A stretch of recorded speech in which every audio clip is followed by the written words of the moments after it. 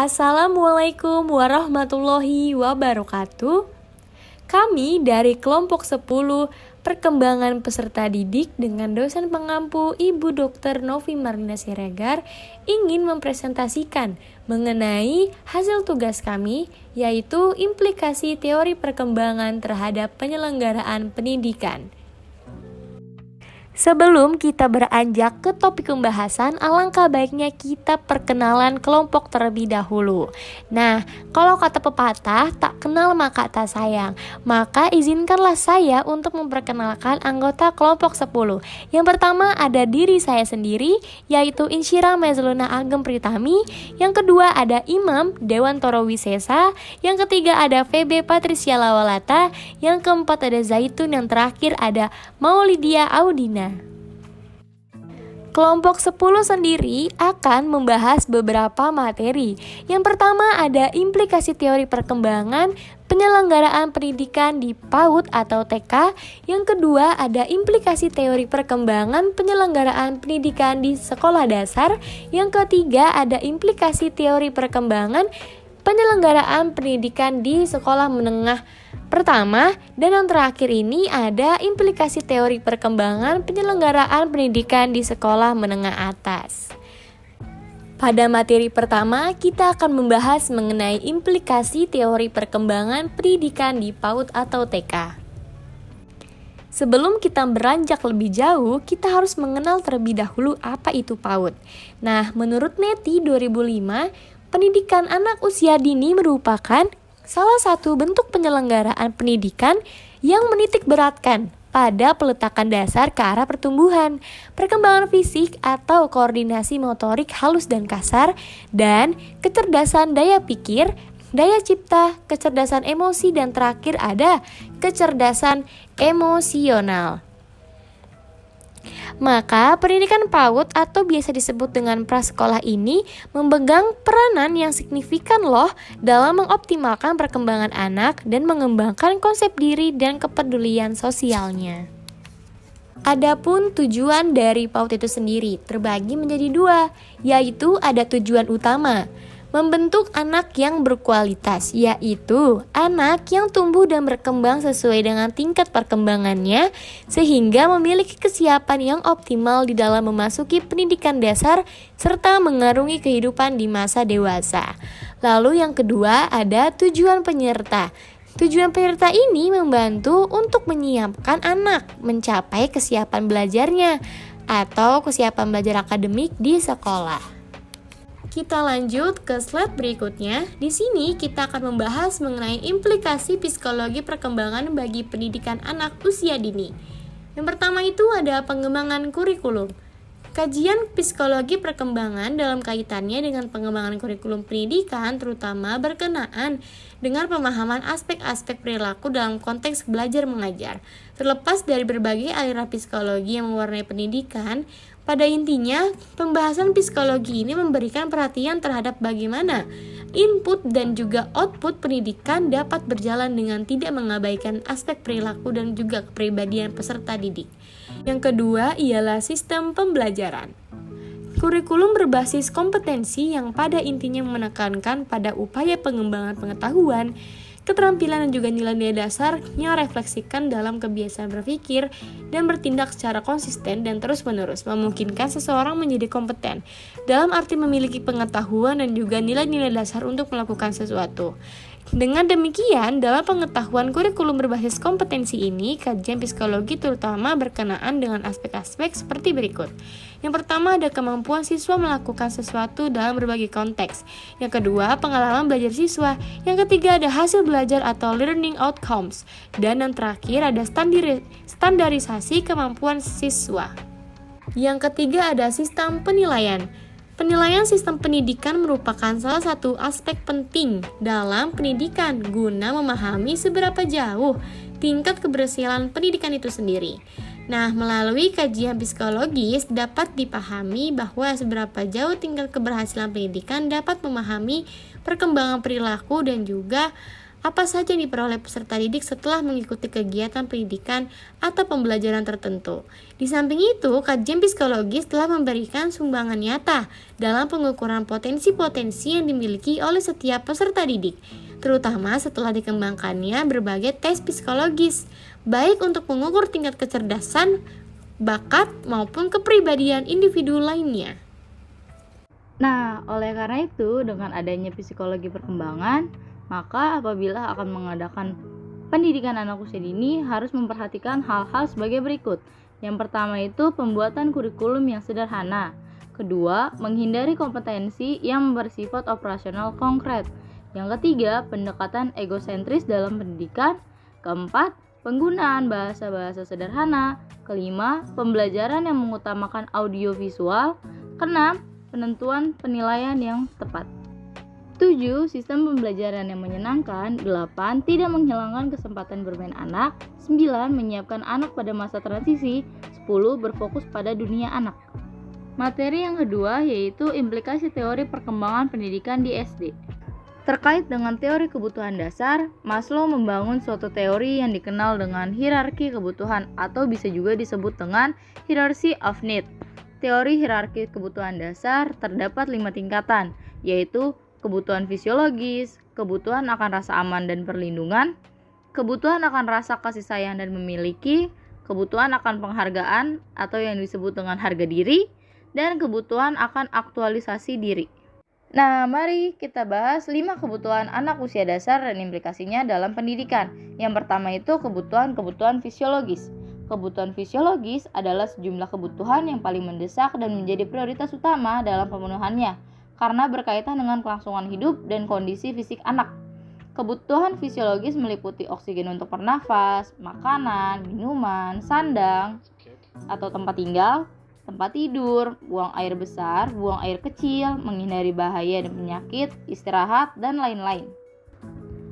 Menurut Allen, ukuran fisik anak usia dasar 6-12 tahun dinyatakan pada tabel berikut.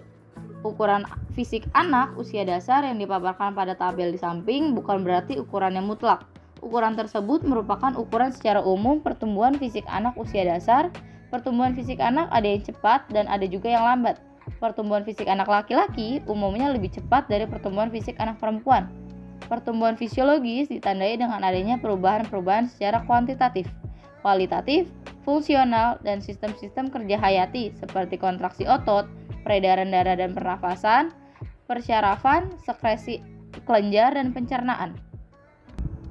Kebutuhan fisiologis berkaitan dengan pendidikan seseorang.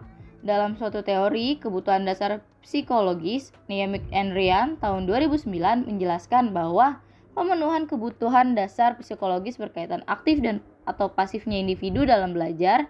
Teori ini mengemukakan bahwa seseorang dapat mengikuti proses pendidikan atau kegiatan belajar mengajar dengan baik apabila kebutuhan fisiologis sudah terpenuhi.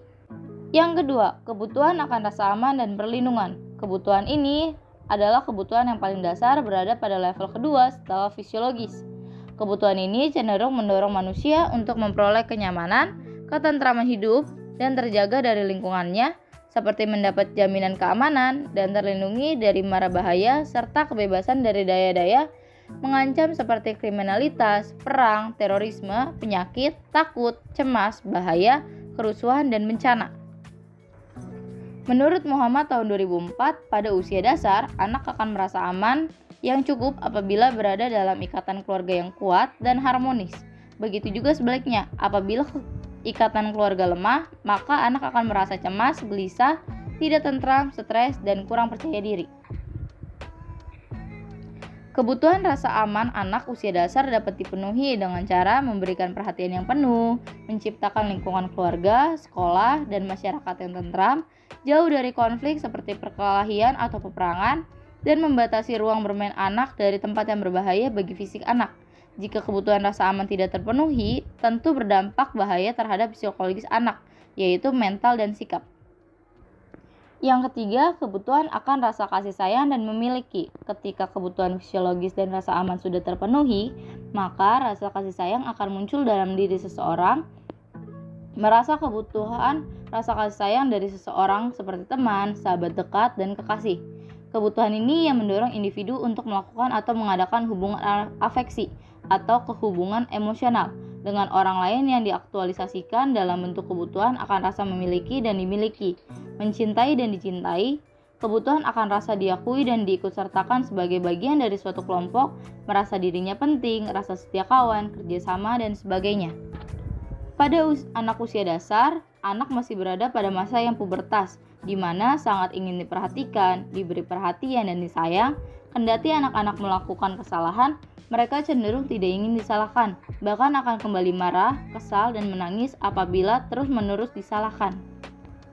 Kebutuhan rasa kasih sayang pada anak usia dasar dapat dilakukan dengan cara memberikan perhatian penuh kepada mereka, misalnya seperti menyediakan sarapan atau bekal makanan, menemani anak ketika belajar, mengajak mereka berwisata atau refreshing, bermain, bercanda, membelikan mereka makanan, mainan, atau benda-benda yang mereka sukai.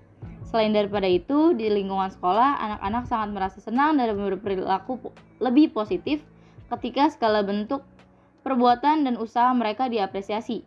Misalnya, anak-anak diberi reward atau hadiah ketika mereka berhasil melakukan sesuatu hal. Sebaliknya, anak-anak akan berperilaku negatif dan hilang kepercayaan diri apabila mereka diremehkan, dikucilkan, dan merasa terisolasi dari orang-orang di sekitarnya. Implikasi selanjutnya adalah kebutuhan akan rasa harga diri, need for self-esteem. Kebutuhan akan rasa harga diri merupakan suatu kebutuhan seseorang untuk dapat menumbuhkan rasa percaya diri di mana ia merasa memiliki kapasitas, kredibilitas, dan merasa berharga. Maslow membagi kebutuhan akan rasa penghargaan menjadi dua jenis, yaitu pertama kebutuhan akan self-respect atau penghormatan atau juga penghargaan dari diri sendiri seperti percaya diri, hasrat untuk memiliki kompetensi, kekuatan pribadi, edukasi, dan kemandirian. Kedua yaitu esteem, kebutuhan akan penghargaan dari orang lain atas apa yang telah dilakukan, berupa pengakuan, penerimaan, perhatian, kedudukan atau status, pangkat, nama baik, dan sebagainya. Setiap individu membutuhkan pengakuan dari orang lain atas kemampuan dan nilai-nilai yang dimilikinya, termasuk anak usia dasar. Anak usia dasar sangat suka diberi pujian atas segala sesuatu yang mereka kerjakan. Anak akan merasa senang dan bangga ketika mendapat suatu penghargaan seperti pujian, hadiah, dan dipandang hebat oleh orang lain, oleh orang tua, guru, dan teman, dan juga sebagainya. Anak usia dasar sangat sensitif. Mereka akan kesal dan mentalnya akan menurun ketika hasil usaha atau pekerjaan mereka tidak dihargai, terlebih dinilai buruk. Rasa malu akan terus-menerus menyelimuti dirinya, sehingga tidak jarang seseorang akan merasa minder dari teman-temannya. Seorang anak akan merasa minder dari teman-temannya. Oleh sebab itu, sebagai orang tua maupun orang dewasa yang dekat dengan anak mesti pandai memberikan penghargaan untuk menumbuhkan rasa percaya diri anak. Implikasi yang selanjutnya yaitu kebutuhan akan aktualisasi diri atau need for self-actualization. Kebutuhan ini memberikan kecenderungan individu untuk berjuang melakukan apa saja dalam meraih sebuah harapan. Aktualisasi diri menjadi suatu kebutuhan yang mendorong individu untuk membuktikan dan menunjukkan dirinya kepada orang lain. Aktualisasi diri pada anak usia dasar sangat dipengaruhi oleh faktor eksternal atau lingkungan di sekitarnya. Ketika mereka melihat seorang bisa bernyanyi, maka mereka akan berupaya menampilkan bahwa mereka juga bisa bernyanyi. Selain dari faktor lingkungan, kebutuhan aktualisasi diri anak usia dasar juga dipengaruhi oleh faktor keturunan atau bawaan, atau biasa juga kita sebut sebagai bakat yang menjadi bawaan mereka sejak lahir. Misal, jika orang tuanya penyanyi, maka anak juga akan mengaktualisasikan dirinya dengan cara bernyanyi. Begitu juga ketika orang tuanya pemain sepak bola, maka seorang anak akan mengekspresikan kemampuan dirinya dengan bermain sepak bola. Anak selalu ingin menyaingi kemampuan orang lain dan ingin dianggap sebagai seorang yang hebat. Akan tetapi, aktualisasi diri anak usia dasar masih membutuhkan arahan dan pengawasan dari pihak lain seperti orang tua, guru, dan pelatih yang membimbing mereka. Anak usia dasar memiliki keinginan dan target dari segala sesuatu yang mereka lakukan agar berbuah prestasi, terutama dalam bidang akademis, bakat, dan kreativitas. Anak memiliki perasaan khawatir apabila segala sesuatu yang mereka lakukan tidak mendapatkan hasil yang memukau. Anak cenderung menjauhi kejadian-kejadian yang membuat mereka malu dan rendah di mata orang lain. Orang tua maupun guru mesti memberikan penghargaan setinggi-tingginya terhadap pencapaian prestasi anak meskipun hanya bernilai standar atau bahkan ketika anak itu memperoleh kegagalan. Seorang orang tua atau guru harus menghindari perkataan yang kasar dan bernada negatif atau menampakkan sikap tidak puas terhadap anak yang gagal karena dapat mengakibatkan anak kehilangan percaya diri dan merasa tidak berharga dan putus asa. Selanjutnya adalah bagian ketiga, yaitu implikasi teori perkembangan pendidikan di SMP, yaitu konsep kebutuhan individu. Kebutuhan adalah segala sesuatu yang dibutuhkan manusia untuk mempertahankan hidup serta untuk memperoleh kesejahteraan. Kebutuhan individu adalah kebutuhan yang dirasakan oleh seseorang dan pemenuhannya dapat dilakukan secara individu. Misalnya, petani membutuhkan cangkul, siswa membutuhkan buku tulis dan pensil. Setiap individu memiliki kebutuhan karena ia tumbuh dan berkembang untuk mencapai kondisi fisik dan sosial psikologis yang lebih sempurna dalam kehidupannya. Dengan adanya berbagai macam dorongan yang ingin dicapai manusia, semua itu mengakibatkan timbulnya kebutuhan yang harus dipenuhi manusia. Sebagai makhluk psikofisik, manusia sejak bayi sudah memiliki kebutuhan-kebutuhan dasar, yaitu kebutuhan fisik dan kebutuhan psikis. Kebutuhan sosial psikologis seseorang akan semakin lebih banyak dibandingkan kebutuhan fisiknya sejalan dengan usianya.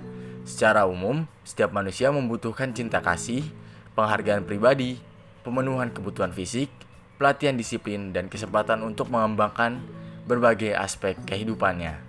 Macam-macam kebutuhan individu. Kebutuhan yang pertama adalah kebutuhan manusia berdasarkan sifatnya. Yang kedua ada kebutuhan manusia berdasarkan tingkat kepentingannya. Yang ketiga ada kebutuhan dasar manusia menurut Lindgren. Untuk yang pertama yaitu kebutuhan manusia berdasarkan sifatnya, dibagi menjadi dua, yaitu kebutuhan jasmani atau kebutuhan fisik dan juga kebutuhan rohani atau kebutuhan mental. Kebutuhan jasmani atau fisik adalah kebutuhan yang berhubungan dengan badan lahiriah atau tubuh seseorang. Contohnya seperti makanan, minuman, pakaian, tidur, buang air kecil dan besar, seks, dan lain sebagainya. Yang kedua ada kebutuhan rohani. Kebutuhan rohani adalah kebutuhan yang dibutuhkan seseorang untuk mendapatkan sesuatu bagi jiwanya secara kejiwaan. Contohnya seperti mendengarkan musik, siraman rohani, beribadah kepada Tuhan Yang Maha Esa, bersosialisasi, pendidikan, rekreasi, hiburan, dan lain-lain. Selanjutnya, kebutuhan manusia berdasarkan tingkat kepentingannya atau prioritas. Yang pertama ada kebutuhan primer atau kebutuhan pokok. Kebutuhan primer adalah kebutuhan yang harus dipenuhi untuk mempertahankan kelangsungan hidup manusia, seperti dapat hidup sehat, makan, berpakaian, dan tempat tinggal. Kebutuhan primer ini apabila tidak terpenuhi, dapat menimbulkan dampak yang negatif. Kedua ada kebutuhan sekunder atau pelengkap. Adalah kebutuhan yang pemenuhannya setelah kebutuhan primer terpenuhi. Contoh kebutuhan sekunder adalah kebutuhan akan radio, TV, atau sepeda motor bagi masyarakat yang pendapatannya masih tergolong rendah. Selanjutnya, kebutuhan dasar manusia menurut Lindgren. Suatu teori kebutuhan yang sifatnya mendasar yang dikembangkan oleh Lindgren pada tahun 1980. Arti mendasar di sini, pada umumnya setiap individu memiliki kebutuhan ini. Lindgren mengklasifikasikan kebutuhan dasar individu menjadi 4 aspek, yaitu kebutuhan jasmania, kebutuhan akan kasih sayang, kebutuhan untuk memiliki, dan kebutuhan aktualisasi diri. Kebutuhan jasmania sesuai dengan perkembangan fisik anak yang bersifat individual pada masa tumbuh kembang tersebut. Kebutuhan anak akan bervariasi, misalnya seperti porsi makan dan minuman yang meningkat itu, dan lain-lainnya yang berhubungan dengan kondisi fisik.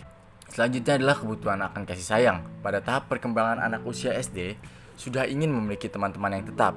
Perkembangan tersebut juga sejalan dengan kebutuhan untuk disayangi dan menyayangi teman-teman. Tidak hanya rasa kasih sayang terhadap teman saja, tapi juga ada kebutuhan untuk memberikan rasa cinta terhadap suatu benda. Misal mengkoleksi sesuatu yang merupakan kesenangan seperti berupa boneka, komik, kartu ucapan, dan sebagainya. Selanjutnya ada kebutuhan untuk memiliki.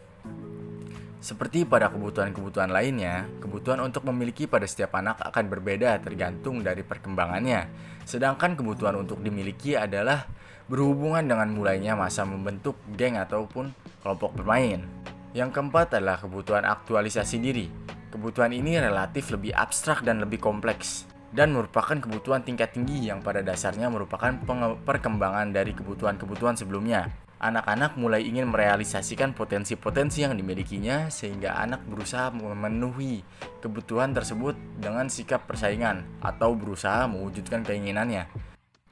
Kebutuhan peserta didik usia sekolah menengah dan pemenuhannya. Yang pertama adalah kebutuhan remaja dan implikasinya. Dalam penyelenggaraan pendidikan di sekolah, guru hendaknya selalu sensitif terhadap kebutuhan para siswa yang masih remaja dan berusaha memahaminya sebaik mungkin. Untuk itu, guru perlu memperhatikan aspek berikut.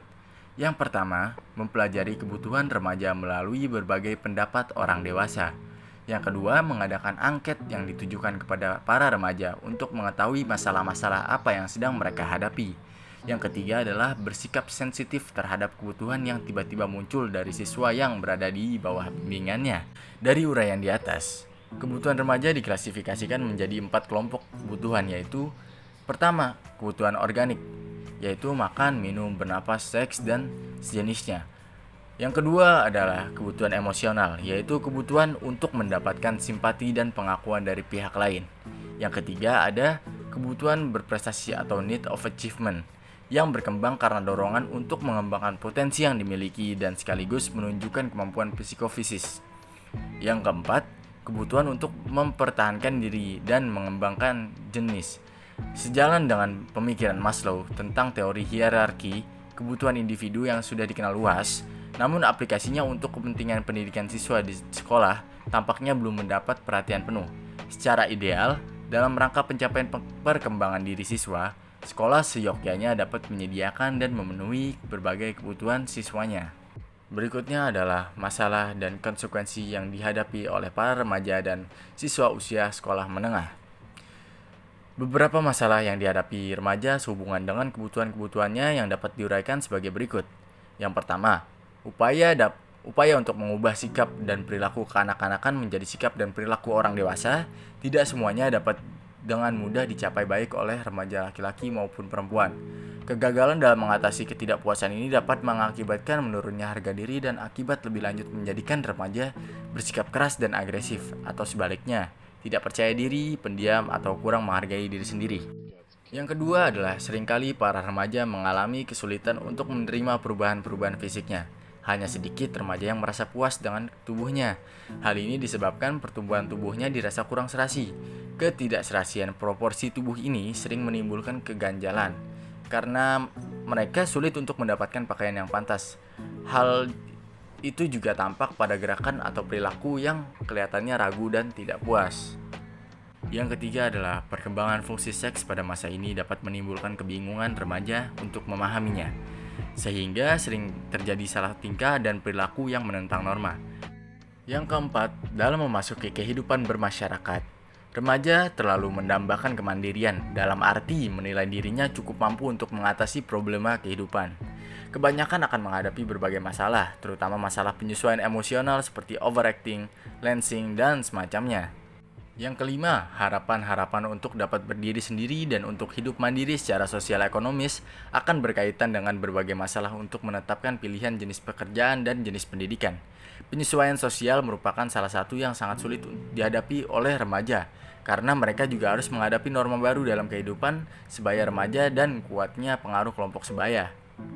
Yang keenam, berbagai norma dan nilai yang berlaku di dalam kehidupan bermasyarakat merupakan masalah tersendiri bagi remaja. Dalam hal ini, remaja menghadapi perbedaan nilai dan norma kehidupan. Seringkali perbedaan norma yang berlaku dan norma yang dianutnya menimbulkan perilaku yang menyebabkan dirinya dikatakan nakal. Baik, selanjutnya yang ketiga ada usaha-usaha pemenuhan kebutuhan remaja dan implikasinya dalam penyelenggaraan pendidikan.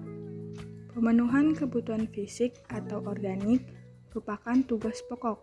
Kebutuhan ini harus dipenuhi karena hal ini merupakan kebutuhan untuk mempertahankan kehidupannya agar tetap tegar atau survival. Kebutuhan ini sangat dipengaruhi oleh faktor ekonomi, terutama ekonomi keluarga. Akibat tidak terpenuhinya kebutuhan fisik ini akan sangat berpengaruh terhadap pembentukan pribadi dan perkembangan psikososial seorang individu. Kebutuhan psikologis remaja pada dasarnya berkembang dari kebutuhannya dari usia anak kecil atau usia SD dan berkembang lagi sehingga memiliki kebutuhan-kebutuhan psikologis sebagai orang dewasa. Kebutuhan psikologis yang paling mendasar yang mempengaruhi anak remaja adalah kemandirian. Dalam pencarian identitas diri, remaja cenderung untuk melepaskan diri sendiri sedikit demi sedikit dari ikatan psikis orang tuanya. Remaja mendambakan untuk diperlakukan dan dihargai sebagai orang dewasa. Hal ini dikemukakan oleh Erikson dalam Hurlok 1992 yang menamakan proses tersebut sebagai proses pencari identitas ego atau pencarian diri sendiri. Dalam proses ini, remaja ingin mengetahui peranan dan kedudukannya dalam lingkungan, di samping ingin tahu tentang dirinya sendiri. Memperoleh kebebasan atau mandiri merupakan suatu tugas bagi remaja. Dengan kemandirian tersebut, berarti remaja harus belajar dan berlatih dalam membuat rencana, memilih alternatif, membuat keputusan, bertindak sesuai dengan keputusannya sendiri, serta bertanggung jawab atas segala sesuatu yang dilakukannya. Dengan demikian, remaja akan berangsur-angsur melepaskan diri dari ketergantungan pada orang tua atau orang dewasa lainnya dalam banyak hal. Pendapat ini diperkuat oleh para ahli perkembangan yang menyatakan berbeda dengan kemandirian pada masa anak-anak yang lebih bersifat motorik seperti berusaha makan sendiri, mandi, dan berpakaian sendiri. Pada masa remaja, kemandirian tersebut lebih bersifat psikologis seperti membuat keputusan sendiri dan kebebasan berperilaku sesuai dengan keinginannya. Kemandirian seorang remaja diperkuat melalui proses sosialisasi yang terjadi antar remaja dan teman sebaya. Hurlok 1991 mengatakan bahwa melalui hubungan dengan teman sebaya, remaja belajar berpikir secara mandiri, mengambil keputusan sendiri, menerima bahkan juga dapat menolak pandangan dan nilai yang berasal dari keluarga dan mempelajari pola perilaku yang diterima di dalam kelompoknya. Kelompok teman sebaya merupakan lingkungan sosial pertama di mana remaja belajar untuk hidup bersama dengan orang lain yang bukan anggota keluarganya. Ini dilakukan remaja dengan tujuan untuk mendapatkan pengakuan dan penerimaan kelompok teman sebayanya sehingga tercipta rasa aman. Penerimaan dari kelompok teman sebaya ini merupakan hal yang sangat penting karena remaja membutuhkan adanya penerimaan dan keyakinan untuk dapat diterima oleh kelompoknya. Oke, di slide selanjutnya kita akan membahas tentang implikasi teori perkembangan pendidikan di SMA. Pertama-tama kita akan membahas tentang pengertian SMA. Apa sih SMA itu? SMA atau Sekolah Menengah Atas adalah tingkatan terakhir pendidikan menengah yang harus ditempuh siswa sebelum memasuki jenjang pendidikan tinggi. Di dalam bahasa Inggris, SMA disebut dengan high school, merupakan jenjang teratas pendidikan formal tingkat menengah di Indonesia. Oke, slide selanjutnya kita akan membahas tentang implikasi perkembangan pendidikan di SMA. Yang pertama ada karakter kognitif atau intelektual. Intelektual adalah orang yang menggunakan kecerdasannya untuk bekerja, belajar, membayangkan, mengegas, atau menyoal dan menjawab persoalan tentang berbagai gagasan. Pertumbuhan otak mencapai kesempurnaan pada usia 12-20 tahun secara fungsional. Perkembangan kognitif atau kemampuan berpikir remaja dapat digambarkan sebagai berikut. Yang pertama, secara intelektual, remaja mulai dapat berpikir logis tentang gagasan abstrak. Lalu yang kedua, berfungsinya kegiatan kognitif tingkat tinggi yaitu membuat rencana, strategi, membuat keputusan-keputusan, serta memecahkan masalah. Lalu selanjutnya, sudah mampu menggunakan abstraksi, membedakan yang konkret dan yang abstrak. Selanjutnya, munculnya kemampuan nalar secara ilmiah, belajar menguji hipotesis. Lalu remaja memikirkan masa depan, perencanaan, dan mengeksplorasi alternatif untuk mencapainya psikologi remaja. Selanjutnya mulai menyadari proses berpikir efisien dan belajar berintrospeksi. Dan yang terakhir, wawasan berpikirnya semakin meluas, bisa meliputi agama, keadilan, moralitas, dan identitas diri atau jati diri. Dan implikasi perkembangan intelek remaja terhadap penyelenggaraan pendidikan yaitu Piaget menyebutkan bahwa sebagian besar remaja mampu memahami dan mengkaji konsep-konsep abstrak dalam batas-batas tertentu. Menurut Brunner, siswa usia remaja ini dapat menggunakan bentuk-bentuk simbol dengan cara yang canggih. Guru dapat membantu mereka dengan menggunakan pendekatan keterampilan proses discover approach dengan memberi penekanan pada penguasaan konsep-konsep abstrak. Karena siswa pada usia remaja ini masih dalam proses penyempurnaan penalaran, guru hendaknya tidak menganggap bahwa mereka berpikir dengan cara yang sama dengan guru. Untuk itu, guru perlu memberikan kesempatan kepada siswa untuk mengadakan diskusi secara baik serta memberikan tugas-tugas penulisan makalah. Dalam hal ini, guru hendaknya mengamati kecenderungan-kecenderungan remaja untuk melibatkan diri dalam hal-hal yang tidak tergali. Cara yang baik dalam mengatasi bentuk-bentuk pemikiran yang belum matang ialah membantu siswa menyadari bahwa mereka telah melupakan pertimbangan-pertimbangan tertentu. Baik, selanjutnya implikasi perkembangan pendidikan di SMA yang kedua adalah bahasa. Pola bahasa yang dimiliki dan dikuasai anak adalah bahasa yang berkembang di dalam keluarga, yang disebut bahasa ibu. Perkembangan bahasa ibu dilengkapi dan diperkaya oleh bahasa masyarakat tempat mereka tinggal. Hal ini berarti proses pembentukan kepribadian yang dihasilkan dari pergaulan dengan masyarakat sekitar akan memberi ciri khusus dalam perilaku berbahasa.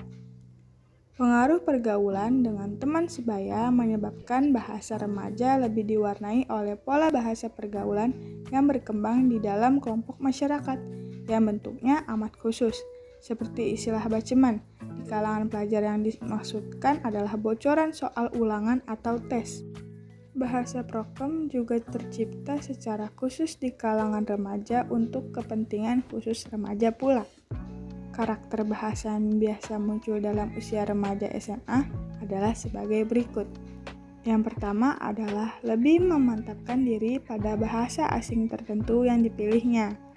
Yang kedua, menggemari literatur yang bernapaskan dan mengandung nilai-nilai filosofis, etis, dan religius. Yang ketiga, karakter bahasa remaja SMA lebih bersifat rasionalisme idealis. Selanjutnya, karakter bahasa remaja SMA sudah mampu mengoperasikan kaidah-kaidah logika formal disertai kemampuannya membuat generalisasi yang lebih bersifat konklusif dan komprehensif. Yang kelima, tercapainya titik puncak kedewasaan yang kemudian mungkin ada pertambahan yang sangat terbatas bagi yang terus bersekolah, bahkan mungkin menjadi mapan yang suatu saat menjalani deklinasi. Dan yang terakhir, kecenderungan bakat tertentu mencapai titik puncak dan kemantapan. Implikasi pengembangan kemampuan bahasa remaja terhadap penyelenggaraan pendidikan. Kelompok belajar terdiri dari siswa-siswa yang memiliki variasi bahasa yang berbeda-beda, baik kemampuan maupun polanya. Sehubungan dengan itu, dalam mengembangkan strategi belajar mengajar di bidang bahasa, guru memfokuskan pada kemampuan dan keragaman bahasa anak.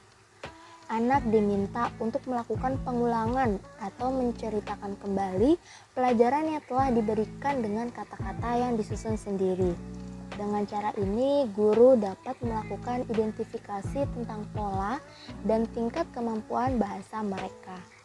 Kalimat atau cerita anak tentang isi pelajaran perlu diperkaya dengan diperluas oleh guru mereka yang mampu menyusun cerita yang lebih komprehensif tentang isi bacaan yang telah dipelajarinya dengan menggunakan pola bahasa mereka sendiri.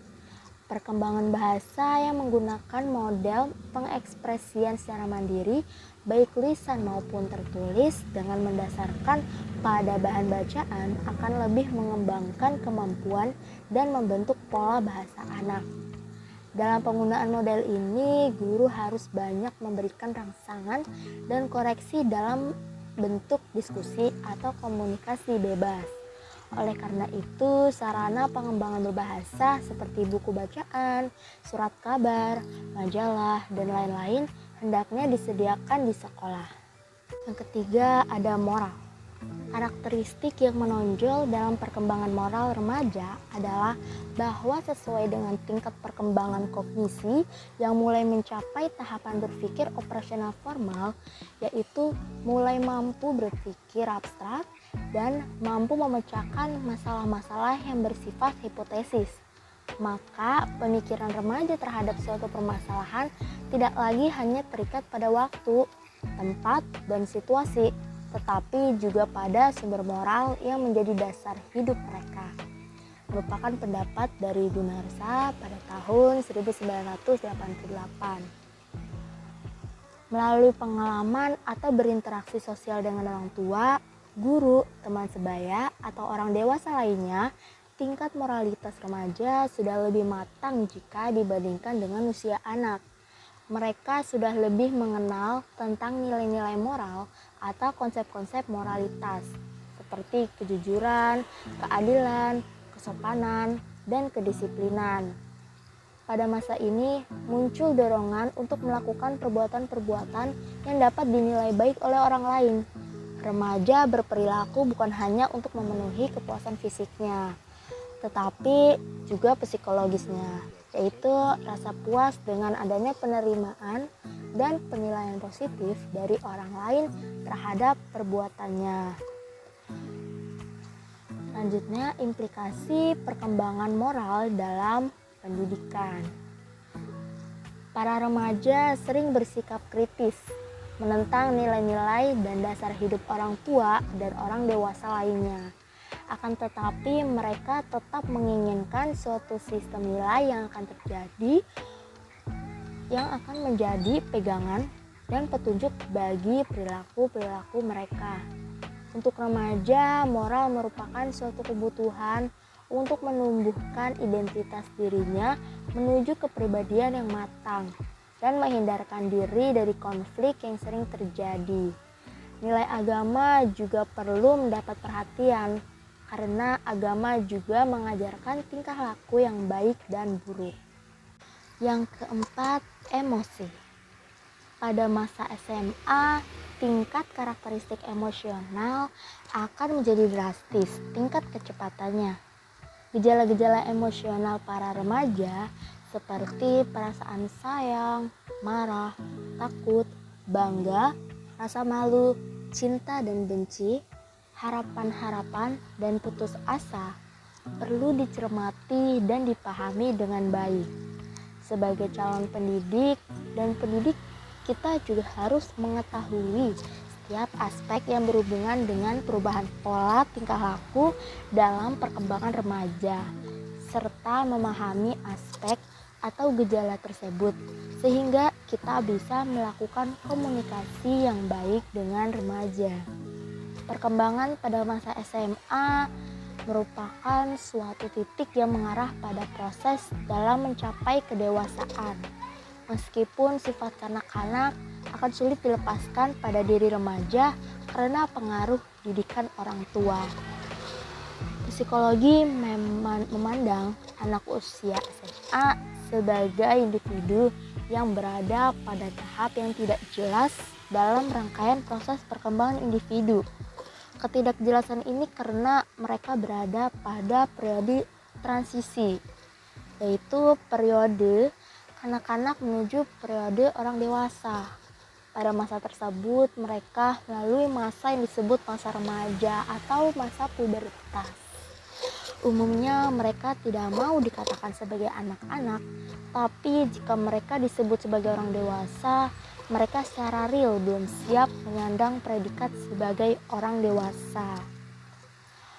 Faktor-faktor yang mempengaruhi perkembangan emosi, yaitu sejumlah penelitian tentang emosi menunjukkan bahwa perkembangan emosi remaja sangat dipengaruhi oleh faktor kematangan dan faktor belajar, merupakan pendapat Harlow pada tahun 1960.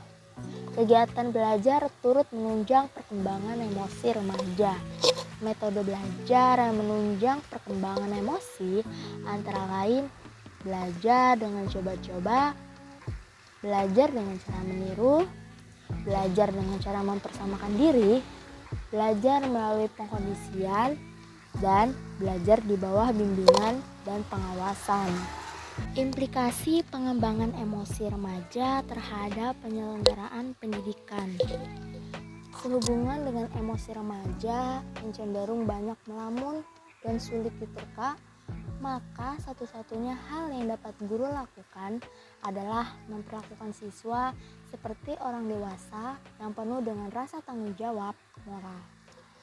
Salah satu cara yang mendasar adalah dengan mendorong mereka untuk bersaing dengan diri sendiri.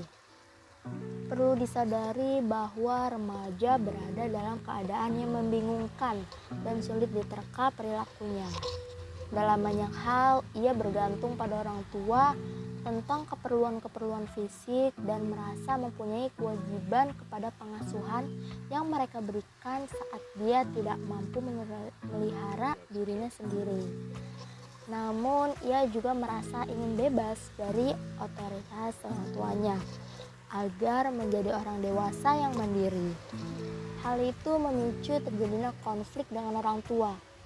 Apabila terjadi friksi semacam ini, para remaja mungkin merasa bersalah. Selanjutnya dapat memperbesar jurang pemisah antara dia dan orang tuanya. Seorang siswa yang merasa bingung terhadap kondisi tersebut mungkin merasa perlu menceritakan penderitaannya, termasuk rahasia-rahasia pribadinya kepada orang lain. Oleh karena itu, seorang guru pembimbing hendaknya tampil dan berfungsi bersikap seperti pendengar yang bersimpatik. Yang kelima, sosial. Pada masa remaja berkembang social cognition, yaitu kemampuan untuk memahami orang lain. Remaja memahami orang lain sebagai individu yang unik, baik menyangkut sifat pribadi, minat, nilai-nilai, maupun perasaannya. Apabila kelompok teman sebaya yang diikuti menampilkan sikap dan perilaku secara moral dan agama dapat dipertanggungjawabkan, maka kemungkinan besar remaja tersebut akan menampilkan pribadinya yang baik. Sedangkan apabila kelompoknya itu menampilkan dan perilaku yang melecehkan nilai-nilai moral, maka sangat dimungkinkan remaja akan melakukan perilaku seperti kelompoknya tersebut. Dan implikasi perkembangan sosial terhadap penyelenggaraan pendidikan, yaitu remaja yang dalam masa mencari dan ingin menentukan jati dirinya memiliki sikap yang terlalu tinggi menilai dirinya atau sebaliknya. Mereka belum memahami benar tentang norma-norma sosial yang berlaku di dalam kehidupan bermasyarakat. Keduanya dapat menimbulkan hubungan sosial yang kurang serasi karena mereka sukar untuk menerima norma seksual dan kondisi dalam kelompok atau masyarakat. Sikap penentang dan sikap canggung dalam pergaulan akan merugikan kedua belah pihak. Oleh karena itu diperlukan adanya upaya pengembangan hubungan sosial remaja yang diawali dari lingkungan keluarga, sekolah, serta lingkungan masyarakat.